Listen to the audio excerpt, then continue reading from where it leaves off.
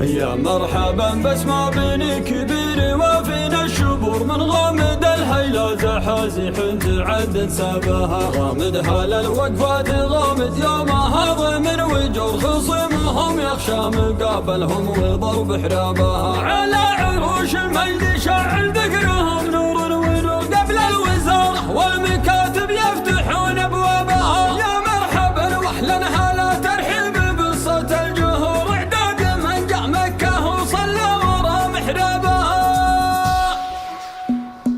البارح طلت بنا الطرقة على خط العبور رجلي على المسرى من اقصاها تحت ركابها في ديرة مكان نجاح لا وحوش ولا طيور لطبعها من شيد صروح الديار جابها مغيرنا والهاجس اللي مسكنا وسط الصدور ناخذ على الواقع ونطوي صفحته وكتابها اما قلطنا والوقوف اللي يجمل في الحضور ولا غياب يكسي يمكن الرجال ثيابها هذا الذي خلاني اقص التذاكر من شهور واحجز مكاني للسفر واطلع درجت اعتابها علامة من قالها فوق المباني والقصور فسحوا مسار يعتلي الاجواء مع سحابها الى شلعت كانها برق تصافق في الصخور اذا استوت كانها رغات الذود مع حلابها فيها من اشعاف الجنون ومن ملاوح الصقور ما يعطي الكابتن من ذراته الركابها وايام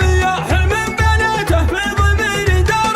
قطبك متاهة الزمان اللي يشيب غرابها لا تستبيح العذر عني ولا تصيف ولا تبر مع الرجال اللي على العليا تلف اشرابها عيال عايض وان تكلمنا على مدى العصور تاريخ عايض تنشد الركبان بالاعرابها ظهر مبارك عقب ابوه وزين ثقال الامور على مبادئ شيمة في الراس يتقدى بها في المحفل اللي يدرج بالعود الازرق والعطر قالت هلا يا مرحبا باسم علي نبدا بها علي علي واليتكال الكايده باب وسور اسم النداح بكبار قومي يا نبابها نفخر بمثله وانتباهه بالجزير من الشعور ونشارك بليله افراحه ونتحلى بها يا مرحبا باسمع بني كبير وفينا الشبور من غامد الهلا زحازح تعدى سابها غامد حلا الوقفات غامد يومها ضمن وجر خصمهم يخشى مقابلهم وضرب حيابها على عروش المجد شعل ذكرهم نور ونور قبل الوزارة والمكاتب يفتحون ابوابها والحين في حكم السعود معدلت كل معذور امن وامان ونعمة كل بيتغنى بها ويا مرحبا واهلا